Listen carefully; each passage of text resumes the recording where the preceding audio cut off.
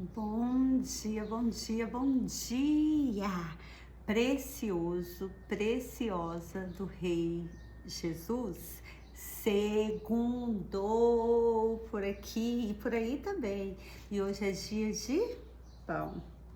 O pão, a palavra poderosa de Deus. Hoje é dia do pão, antes do delicioso cafezinho, antes de qualquer coisa, eu quero lhe convidar a amar, a degustar, a ruminar a poderosa palavra do Senhor. Estamos nessa série maravilhosa, do qual o nosso Abba colocou no meu coração para entregar, para transbordar no seu coração. Deus não quer, e agora eu falo com toda a propriedade, porque eu estou vivendo isso. Deus não quer o seu trabalho, e sim a sua entrega. E essa entrega, ela precisa de ser diária. Essa entrega precisa de ser uma entrega todos os dias no lugar secreto, todos os dias lendo e degustando a palavra eterna do Senhor, amém? E eu estava orando, pedindo ao Senhor, perguntando para o Senhor o que eu iria falar hoje, qual seria a palavra hoje falada.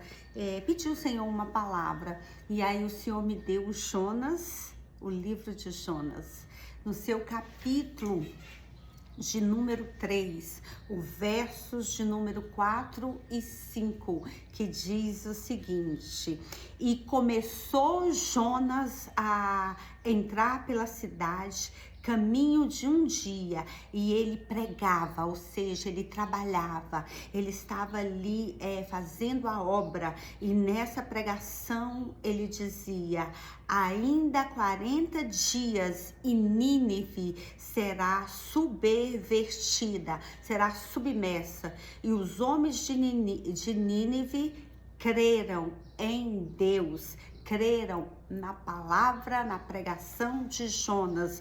E o que fizeram? Proclamaram um jejum, vestiram-se de saco, desde o maior até o menor. Essas duas, eu paro por aqui. Esses dois versículos, para mim é o versículo chave da história de Jonas. Quem não conhece a história de Jonas? Eu creio que você que é cristão, que lê a Bíblia, conhece a história de Jonas. Jonas foi aquele profeta que o Senhor mandou ele ir para Nínive, ele desobedeceu, foi até Tarsis, pegou comprou uma passagem para Jope. De Jope ele comprou uma passagem de navio e foi para Tarsis. Ele foi fugir da presença de Deus. Bobinho, né? Não existe lugar, não tem como fugir da presença de Deus, mas ele quis fugir da presença de Deus.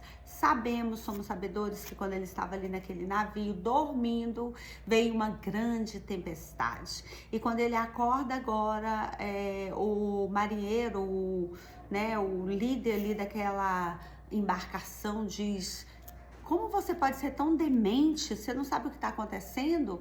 Clama ao teu Deus, quem sabe ele nos ouve. E aí resolveram fazer uma sorte.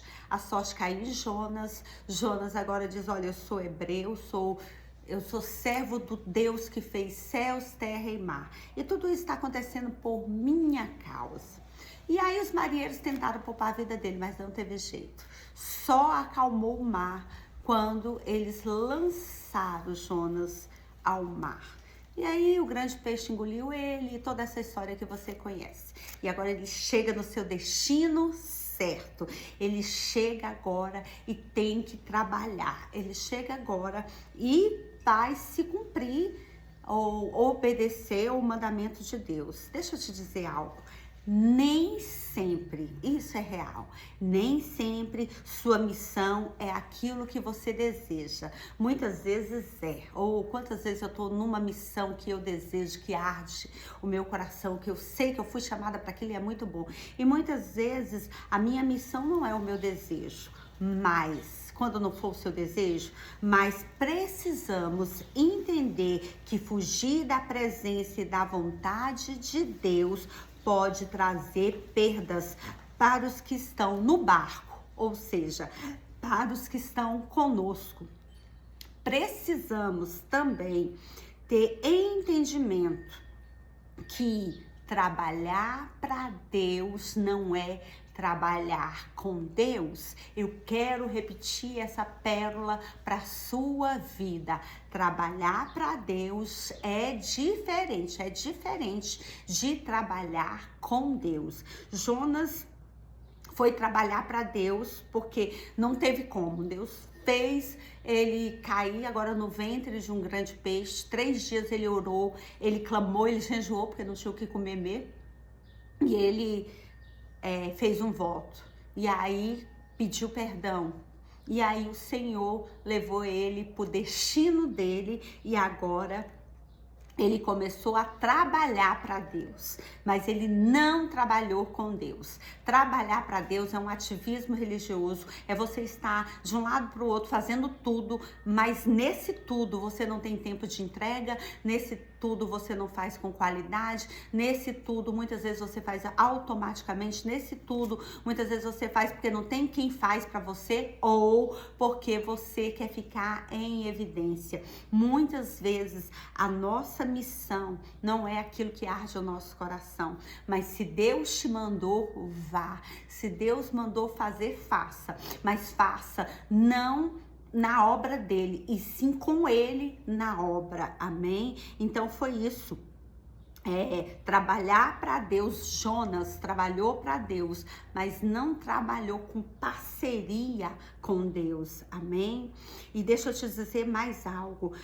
Trabalhar para Deus é diferente de trabalhar com Deus. Sabe por quê, crente? Porque Deus nunca, nunca, Deus nunca vai impressionar com o seu serviço, e sim com o seu servir. Deus não se impressiona quando você prega bem. Deus não se impressiona quando você palestra bem, quando você louva bem, quando você atende em gabinete uma pessoa e ela sai de lá, nossa, que pastora é essa? Não.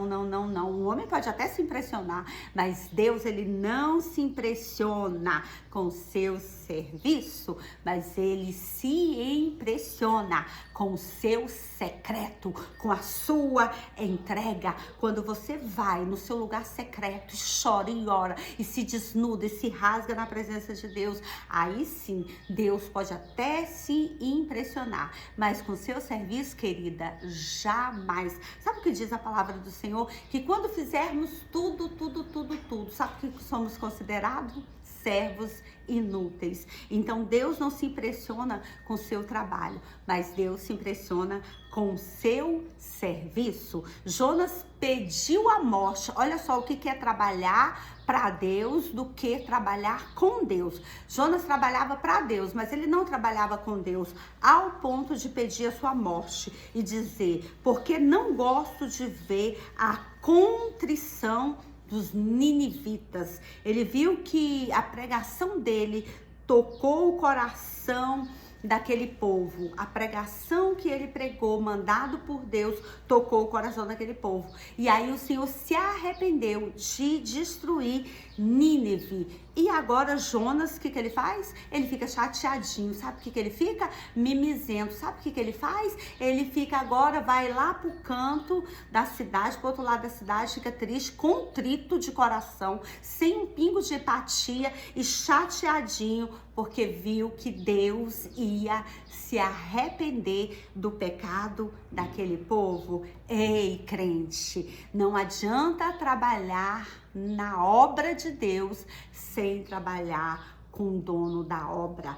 Jonas agora mostra o quê? Que ele não tinha um mínimo de amor e de empatia por aquele povo. Amados, eu volto a repetir, fazer a obra sem o dono da obra pode lhe causar uma pessoa empática, uma pessoa fria, uma pessoa sem coração. Jonas, o livro de Jonas é um exemplo clássico do que não devemos praticar, do que não devemos fazer, pois Deus sempre chama para nos entregar. Ele sempre nos chama primeiro para se entregar e depois com o coração totalmente entregue, contrito, com o coração totalmente apaixonado. Aí ele diz: vem e serve-me, vem e segue-me. Então, Jonas é esse exemplo. Não adianta você fazer por fazer. Não adianta você fazer porque o seu pastor mandou você fazer, a sua líder mandou você fazer. Antes de trabalhar na obra, convide o dono da obra para trabalhar com você. Eu quero te lançar algumas pérolas.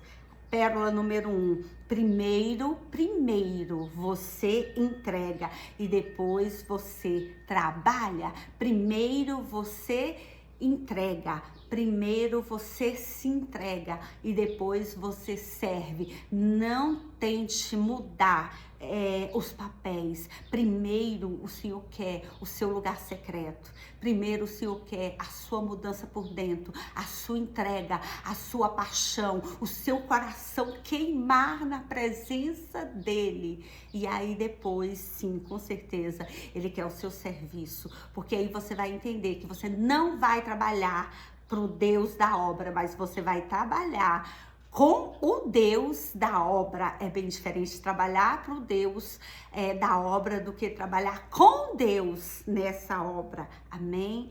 Pérola número 2, trabalhar para Deus é diferente de trabalhar com Deus.